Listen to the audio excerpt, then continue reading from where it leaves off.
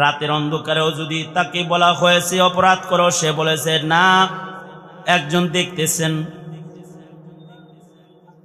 হযরত ওমর রাতের বেলায় ঘুরতেছেন,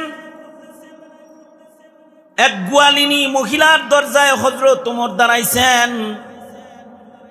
দুগ্ধ বিক্রেতা এক গোয়ালিনী নারী তার নিজের কন্যাকে বলতেছে, এই কন্যা, রাতের অন্ধকার আছে, দুধের ভিতরে একটু পানি মিশায় দাও,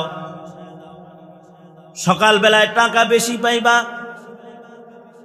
মেয়েটা বলে, মা, ওমরের শাসন জারি মদিনায়, এটা বুয়া শাসন না যে চুরি করে পার পায়া যাইবা। যদি ধরা খায়া যাও দুধে পানি মিশাইছ, তাহলে শক্ত বিচার করবে।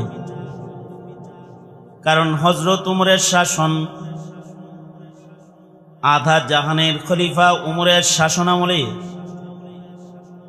বিচার বড় শক্ত, বিচার বড় করা। যে হযরত ওমর তো বিচার করতে যায় নিজের ছেলেরেও ছাড় দেন নাই।